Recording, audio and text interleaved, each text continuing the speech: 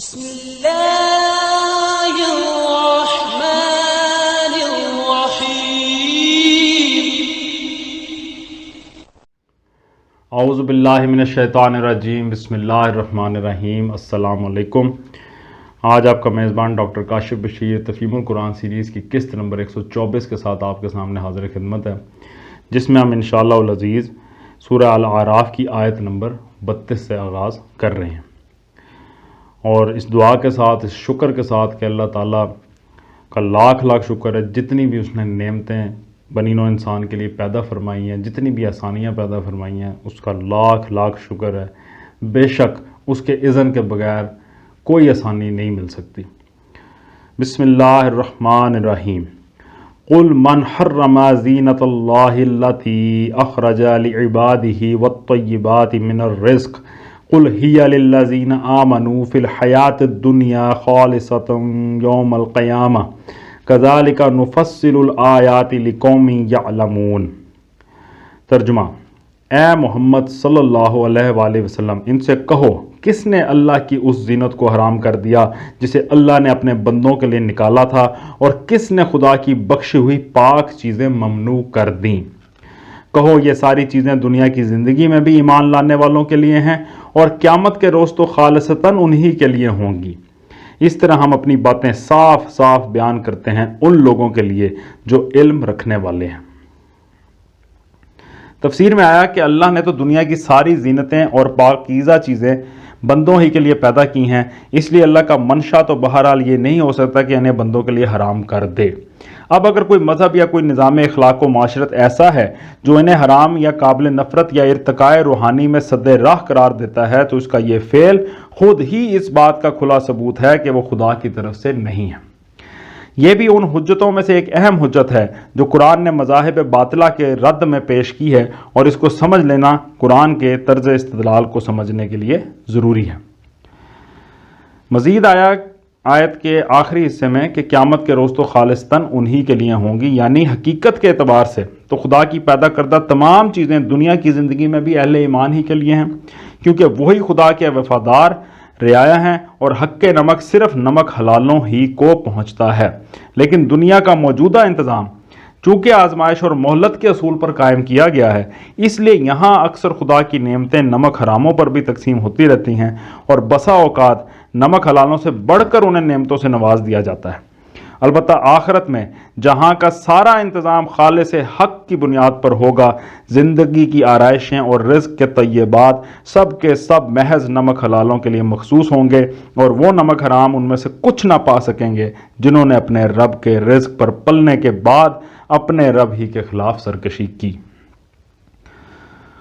قل انما حرم ربی الفواحش ما ظہر منها وما بطن والاثم والبغی بغیر الحق وان تشرکوا باللہ ما لم ينزل به سلطانا وان تقولوا علی اللہ ما لا تعلمون۔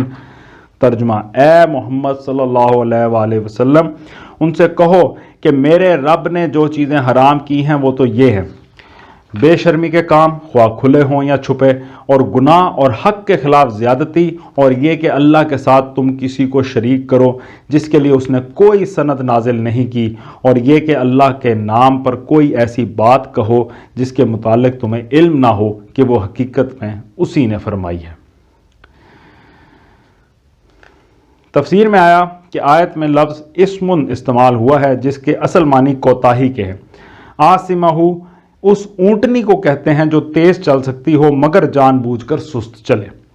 اسی سے اس لفظ میں گناہ کا مفہوم پیدا ہوا ہے، یعنی انسان کا اپنے رب کی اطاعت و فرما برداری میں قدرت و استطاعت کے باوجود کوتاہی کرنا، اور اس کی رضا کو پہنچنے میں جان بوجھ کر قصور دکھانا۔ پھر آیت میں آیا کہ حق کے خلاف زیادتی، یعنی کہ اپنی حد سے تجاوز کر کے ایسے حدود میں قدم رکھنا جن کے اندر داخل ہونے کا آدمی کو حق نہ ہو۔ اس تعریف کی روح سے وہ لوگ بھی باغی قرار پاتے ہیں جو بندگی کی حد سے نکل کر خدا کے ملک میں خود مختارانہ رویہ اختیار کرتے ہیں، اور وہ بھی جو خدا کی خدائی میں اپنی کبریائی کے ڈکے بچاتے ہیں، اور وہ بھی جو بندگان خدا کے حقوق پر دست درازی کرتے ہیں۔ وَلِكُلِّ أُمَّةٍ أَجَلٌ فَإِذَا جَاءَ أَجَلُهُمْ لَا يَسْتَأْخِرُونَ سَاعَةً وَلَا يَسْتَقْدِمُونَ۔ ترجمہ، ہر قوم کے لیے مہلت کی ایک مدت مقرر ہے، پھر جب کسی قوم کی مدت آن پوری ہوتی ہے تو ایک گھڑی بھر کی تاخیر و تقدیم بھی نہیں ہوتی۔ تفسیر میں آیا کہ مہلت کی مدت مقرر کیے جانے کا مفہوم یہ نہیں ہے کہ ہر قوم کے لیے برسوں اور مہینوں اور دنوں کے لحاظ سے ایک عمر مقرر کی جاتی ہو اور اس عمر کے تمام ہوتے اس قوم کو لازماً ختم کر دیا جاتا ہو، بلکہ اس کا مفہوم یہ ہے کہ ہر قوم کو دنیا میں کام کرنے کا جو موقع دیا جاتا ہے اس کی ایک اخلاقی حد مقرر کر دی جاتی ہے،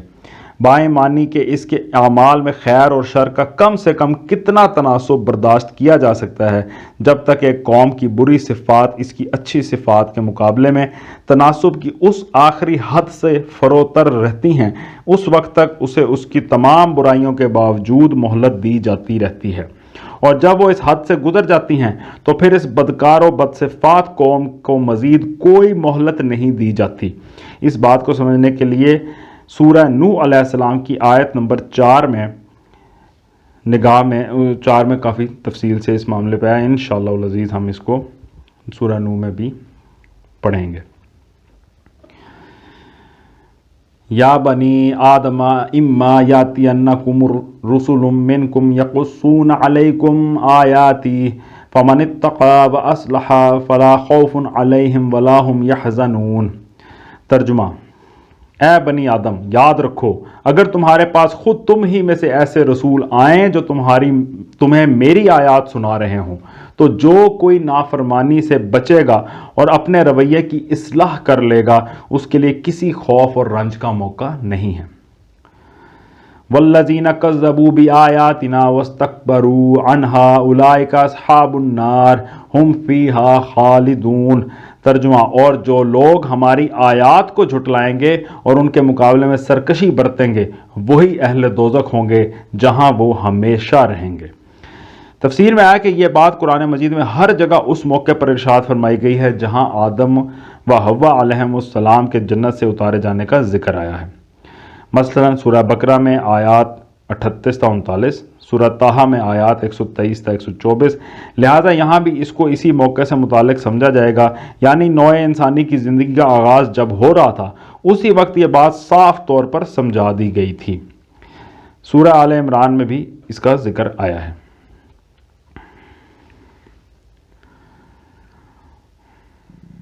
فمن اظلم ممن افترى على الله كذبا او كذب بآياته اولئک ینالهم نصیبهم من الکتاب حتی اذا جاءتهم رسلنا یتوفونهم قالوا این ما کنتم تدعون من دون اللہ قالوا ضلوا عنا وشہدوا علی انفسهم انہم کانوا کافرین۔ ترجمہ، ظاہر ہے کہ اس سے بڑا ظالم اور کون ہوگا جو بالکل جھوٹی باتیں گھڑ کر اللہ کی طرف منسوب کرے یا اللہ کی سچی آیات کو جھٹلائے۔ ایسے لوگ اپنے نوشتہ تقدیر کے مطابق اپنا حصہ پاتے رہیں گے، یہاں تک کہ وہ گھڑی آ جائے گی جب ہمارے بھیجے ہوئے فرشتے ان کی روحیں قبض کرنے کے لیے پہنچیں گے۔ اس وقت وہ ان سے پوچھیں گے کہ بتاؤ اب کہاں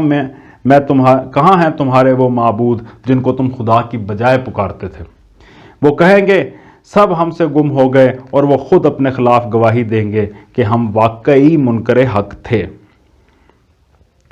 تفسیر میں آیا کہ دنیا میں جتنے دن ان کی مہلت کے مقرر ہیں وہ یہاں رہیں گے، اور جس قسم کی بظاہر اچھی یا بری زندگی گزارنا ان کے نصیب میں ہے وہ گزار لیں گے، اس کے بعد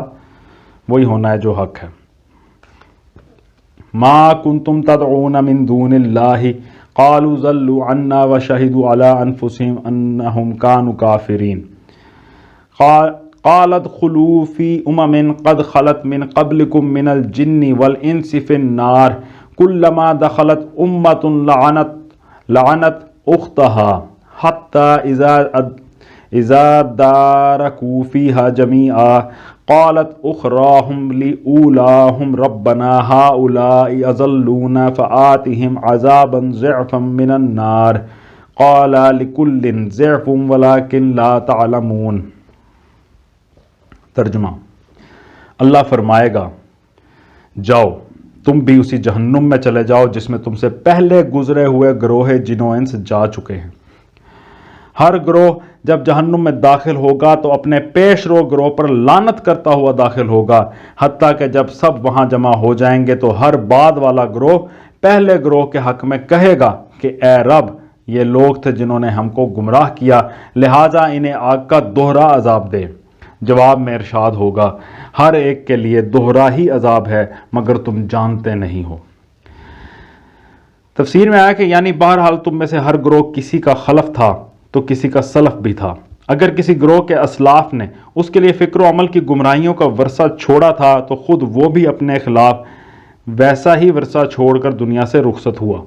اگر ایک گروہ کے گمراہ ہونے کی کچھ ذمہ داری اس کے اسلاف پر عائد ہوتی ہے تو اس کے خلاف کی گمراہی کا اچھا خاصا بار خود اس پر بھی عائد ہوتا ہے۔ اسی بنا پر فرمایا کہ ہر ایک کے لیے دوہرا عذاب ہے، ایک عذاب خود گمراہی اختیار کرنے کا اور دوسرا عذاب دوسروں کو گمراہ کرنے کا، ایک سزا اپنے جرائم کی اور دوسری سزا دوسروں کے لیے جرائم پیشگی کی میراث چھوڑ آنے کی۔ حدیث میں اسی مضمون کی توضیح یوں بیان کی گئی ہے کہ جس نے کسی نئی گمراہی کا آغاز کیا جو اللہ اور اس کے رسول کے نزدیک ناپسندیدہ ہو تو اس پر ان سب لوگوں کے گناہ کی ذمہ داری عائد ہوگی جنہوں نے اس کے نکالے ہوئے طریقے پر عمل کیا، بغیر اس کے کہ خود ان عمل کرنے والوں کی ذمہ داری میں کوئی کمی ہو۔ دوسری حدیث میں آیا کہ دنیا میں جو انسان بھی ظلم کے ساتھ قتل کیا جاتا ہے اس کے خون ناحق کا ایک حصہ آدم کے اس پہلے بیٹے کو پہنچتا ہے جس نے اپنے بھائی کو قتل کیا تھا، کیونکہ قتل انسان کا راستہ سب سے پہلے اسی نے کھولا تھا۔ اس سے معلوم ہوا کہ جو شخص یا گروہ کسی غلط خیال یا غلط رویے کی بنا ڈالتا ہے وہ صرف اپنی ہی غلطی کا ذمہ دار نہیں ہوتا بلکہ دنیا میں جتنے انسان اس سے متاثر ہوتے ہیں ان سب کے گناہ کی ذمہ داری کا بھی ایک حصہ اس کے حساب میں لکھا جاتا رہتا ہے، اور جب تک اس کی اس غلطی کے اثرات چلتے رہتے ہیں اس کے حساب میں ان کا اندراج ہوتا رہتا ہے۔ نیز اس سے یہ بھی معلوم ہوا کہ ہر شخص اپنی نیکی یا بدی کا صرف اپنی ذات کی حد تک ہی ذمہ دار نہیں ہے بلکہ اس امر کا بھی جواب دہ ہے کہ اس کی نیکی یا بدی کے کیا اثرات دوسروں کی زندگیوں پر منحصر ہوئے۔ مثال کے طور پر ایک زانی کو لیجئے، جن لوگوں کی تعلیم و تربیت سے، جن کی صحبت کے اثر سے، جن کی بری مثالیں دیکھنے سے اور جن کی ترغیبات سے اس شخص کے اندر زناکاری کی صفت نے ظہور کیا، وہ سب اس کے زناکار بننے میں حصہ دار ہیں، اور خود ان لوگوں نے اوپر جہاں جہاں سے اس بد نظری و بدنیتی اور بدکاری کی میراث پائی ہے وہاں تک اس کی ذمہ داری پہنچتی ہے، حتیٰ کہ یہ سلسلہ اس اولین انسان پر منتہی ہوتا ہے جس نے سب سے پہلے نوع انسانی کو خواہش نفس کی تسکین کا یہ غلط راستہ دکھایا۔ یہ حضانی کے حساب کا وہ حصہ ہے جو اس کے ہم اثروں اور اس کے اسلاف سے تعلق رکھتا ہے، پھر وہ خود بھی اپنی زناکاری کا ذمہ دار ہے۔ اس کے بھلے اور برے کی جو تمیز اسے دی گئی تھی، اس میں ضمیر کی جو طاقت رکھی گئی تھی، اس کے اندر ضبط نفس کی جو قوت ودیت کی گئی تھی، اس کو نیک لوگوں سے خیر و شر کا جو علم پہنچا تھا، اس کے سامنے اغیار کی جو مثالیں موجود تھیں، اس کو صنفی بد عملی کے برے نتائج سے جو واقفیت تھی، ان میں سے کسی چیز سے بھی اس نے فائدہ نہ اٹھایا اور اپنے آپ کو نفس کی اس اندھی خواہش کے حوالے کر دیا جو صرف اپنی تسکین چاہتی تھی، خواہ وہ کسی بھی طریقے سے ہو۔ یہ اس کے حساب کا وہ حصہ ہے جو اس کی اپنی ذات سے تعلق رکھتا ہے۔ پھر یہ شخص اس بدی کو جس کا اکتساب اس نے کیا اور جسے خود اپنی سعی سے وہ پرورش کرتا رہا دوسروں میں پھیلانا شروع کرتا ہے۔ کسی مرض خبیث کی چھوت کہیں سے لگا لاتا ہے اور اسے اپنی نسل میں اور خدا جانے کن کن نسلوں میں پھیلا کر نامعلوم کتنی زندگیوں کو خراب کر دیتا ہے۔ کہیں اپنا نطفہ چھوڑ آتا ہے اور جس بچے کی پرورش کا بار اسے خود اٹھانا چاہیے تھا اسے کسی اور کی کمائی کا ناجائز حصے دار، اس کے بچوں کے حقوق میں زبردستی کا شریک، اس کی میراث میں ناحق کا حقدار بنا دیتا ہے، اور اس حق تلفی کا سلسلہ نامعلوم کتنی نسلوں تک چلتا رہتا ہے۔ کسی دوشیزہ لڑکی کو پھسلا کر بد اخلاقی کی راہ پر ڈالتا ہے اور اس کے اندر وہ بری صفات ابھار دیتا ہے جو اس سے منعکس ہو کر نامعلوم کتنے خاندانوں اور کتنی نسلوں تک پہنچتی ہے اور کتنے گھر بگاڑ دیتی ہے۔ اپنی اولاد، اپنے اقارب، اپنے دوستوں اور اپنی سوسائٹی کے دوسرے لوگوں کے سامنے اپنے اخلاق کی ایک بری مثال پیش کر دیتا ہے اور نامعلوم کتنے آدمیوں کے چال چلن خراب کرنے کا سبب بن جاتا ہے، جس کے اثرات بعد کی نسلوں میں مدتہائے دراز تک چلتے رہتے ہیں۔ یہ سارا فساد جو اس شخص نے سوسائٹی میں برپا کیا، انصاف چاہتا ہے کہ یہ بھی اس کے حساب میں لکھا جائے اور اس وقت تک لکھا جاتا رہے جب تک کہ اس کی پھیلائی ہوئی خرابیوں کا سلسلہ دنیا میں چلتا رہے۔ اسی طرح نیکی کو بھی قیاس کر لینا چاہیے۔ جو نیک ورثہ اپنے اسلاف سے ہم کو ملا ہے اس کا اجر ان سب لوگوں کو پہنچنا چاہیے جو ابتدائے آفرینش سے ہمارے زمانے تک اس کے منتقل کرنے میں حصہ لیتے رہے ہیں۔ پھر اس ورثے کو لے کر اسے سنبھالنے اور ترقی دینے میں جو خدمت ہم انجام دیں گے اس کا اجر ہمیں بھی ملنا چاہیے۔ پھر اپنی صحیح خیر کو کہ جو نقوش و اثرات ہم دنیا میں چھوڑ جائیں گے انہیں بھی ہماری بھلائیوں کے حساب میں اس وقت تک برابر درج ہوتے رہنا چاہیے جب تک یہ نقوش باقی رہیں اور ان کے اثرات کا سلسلہ نوع انسانی میں چلتا رہے اور ان کے فوائد سے خلق خدا متمتع ہوتی رہے۔ وقالت اولاہم لاخراہم فما کان لکم علینا من فضل فذوقوا العذاب بما کنتم تکسبون۔ ترجمہ، اور پہلا گروہ دوسرے گروہ سے کہے گا کہ اگر ہم قابل الزام تھے تو تم ہی کو ہم پر کون سی فضیلت حاصل تھی، اب اپنی کمائی کے نتیجے میں عذاب کا مزہ چکھو۔ تفسیر میں آیا کہ اہل دوزخ کی اس باہمی تکرار کو قرآن مجید میں کئی جگہ بیان کیا گیا۔ مثلا سورہ سبا آیات نمبر 31 تا 33 میں ارشاد ہوتا ہے کہ کاش تم دیکھ سکو اس موقع کو جب یہ ظالم اپنے رب کے حضور کھڑے ہوں گے اور ایک دوسرے پر باتیں بنا رہے ہوں گے۔ جو لوگ دنیا میں کمزور بنا کر رکھے گئے تھے وہ ان لوگوں سے جو بڑے بن کر رہ رہے تھے کہیں گے کہ اگر تم نہ ہوتے تو ہم مومن ہوتے۔ وہ بڑے بننے والے ان کمزور بنائے ہوئے لوگوں کو جواب دیں گے، کیا ہم نے تم کو ہدایت سے روکا تھا جبکہ وہ تمہارے پاس آئی تھی؟ نہیں، بلکہ تم خود مجرم تھے۔ مطلب یہ ہے کہ تم خود کب ہدایت کے طالب تھے؟ اگر ہم نے تمہیں دنیا کا لالچ دے کر اپنا بندہ بنایا تو تم لالچی تھے جب ہی تم ہمارے دام میں گرفتار ہوئے۔ اگر ہم نے تمہیں خریدا تو تم خود بکنے کے لیے تیار تھے جب ہی تو ہم خرید سکیں۔ اگر ہم نے تمہیں مادہ پرستی اور دنیا پرستی اور قوم پرستی اور ایسی ہی دوسری گمراہیوں اور بدعمالیوں میں مبتلا کیا تو تم خود خدا سے بیزار اور دنیا کے پرستار تھے جب ہی تو تم نے خدا پرستی کی طرف بلانے والوں کو چھوڑ کر ہماری پکار پر لبیک کہا۔ اگر ہم نے تمہیں مذہبی قسم کے فریب دیے تو ان چیزوں کی مانگ تو تمہارے ہی اندر موجود تھی جنہیں ہم پیش کرتے تھے اور تم لپک لپک کر لیتے تھے۔ تم خدا کے بجائے ایسے حاجت روا مانگتے تھے جو تم سے کسی اخلاقی قانون کی پابندی کا مطالبہ نہ کریں اور بس تمہارے کام بناتے رہیں۔ ہم نے وہ حاجت روا تمہیں گھڑ کر دے دیے۔ تم کو ایسے سفارشوں کی تلاش تھی کہ تم خدا سے بے پرواہ ہو کر دنیا کے کتے بنے رہو اور بخشوانے کا ذمہ وہ لے لیں۔ ہم نے وہ سفارشی تصنیف کر کے تمہیں فراہم کر دیے۔ تم چاہتے تھے کہ خشک و بے مزہ دینداری اور پرہیزگاری اور قربانی اور صحیح و عمل کے بجائے نجات کا کوئی اور راستہ بتایا جائے جس میں نفس کے لیے